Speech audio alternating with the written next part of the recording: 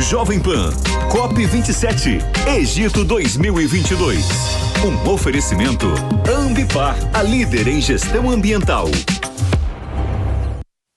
A ONU alerta para uma possível quebra de confiança entre os países que participam da COP27. Hoje é o último dia para as negociações. Nós vamos ao vivo falar com o correspondente Luca Bassani, que está acompanhando aí as informações da COP. Bom dia, Luca, seja bem-vindo. Luca, na COP27, a expectativa por algum acordo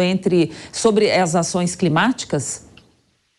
Pois é, Cláudia, bom dia a você, a todos que nos acompanham. A expectativa era grande quando o evento começou. São 2 semanas de vários painéis, vários especialistas e políticos fazendo discursos e mostrando prognósticos do que eles podem fazer nos seus respectivos países para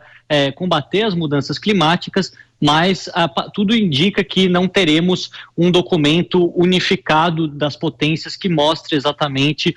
diretrizes que os países buscam fazer. E isso foi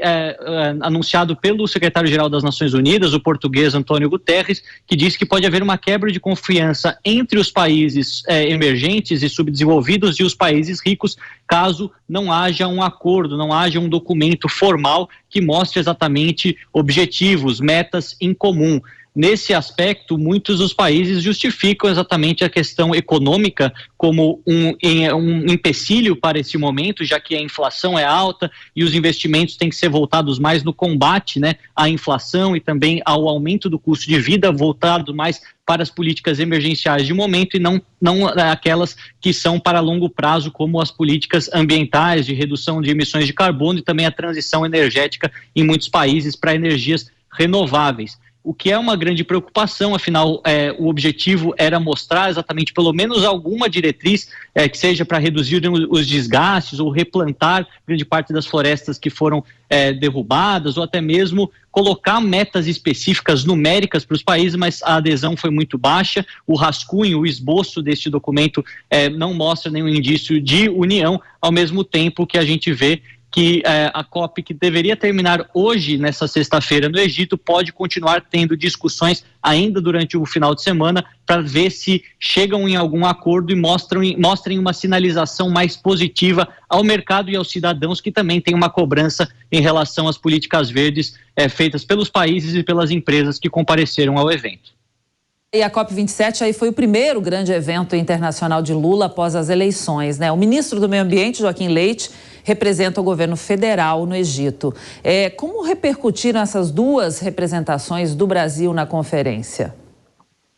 Olha, foram 2 presenças importantes e que repercutiram bem. O ministro atual do Meio Ambiente, Joaquim Leite, foi passar a ideia, a vender a imagem do Brasil como um produtor e vendedor de energia renovável com a nossa matriz hidrelétrica, que é muito grande. Mais de 80% da energia utilizada no Brasil é proveniente de fontes renováveis, além, é claro, de todo o potencial para a implementação ainda mais da energia eólica e solar, dada a grande área do nosso país, a grande incidência de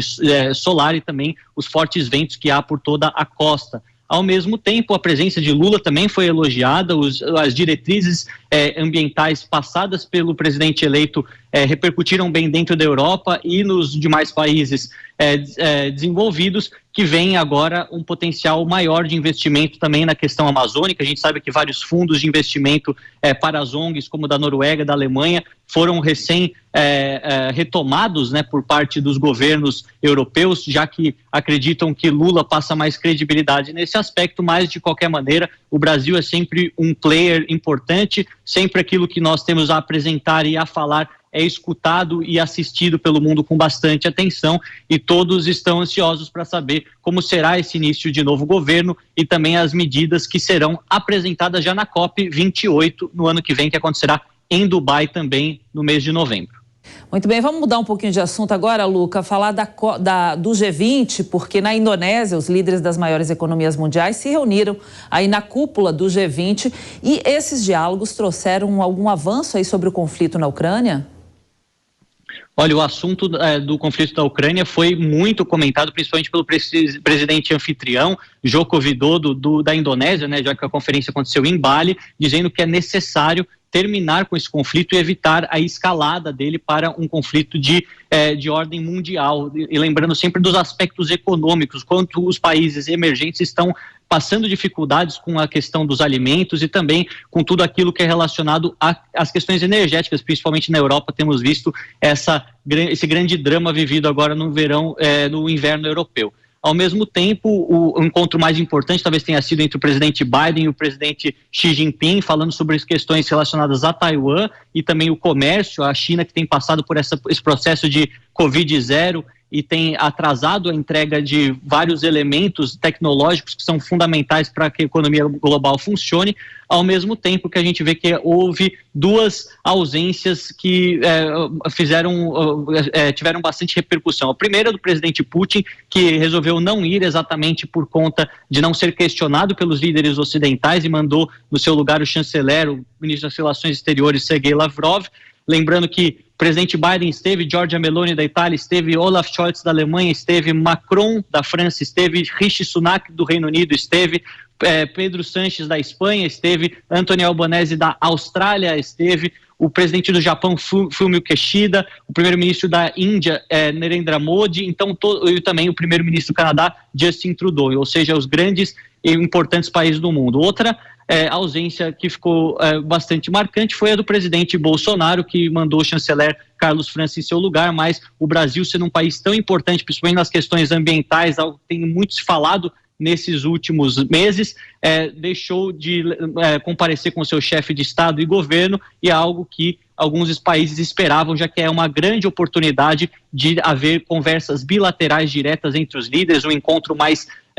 próximo, mais íntimo, e o Brasil poderia também lucrar bastante com essas conversas, ter prognósticos econômicos muito importantes, o que acabou não acontecendo com a ausência do presidente, mas como sempre o G20 tem reuniões todos os anos, lembrando que o ano que vem acontece em Nova Delhi, na Índia, e em 2024 será a vez do Brasil sediar o evento com as 20 grandes economias do mundo.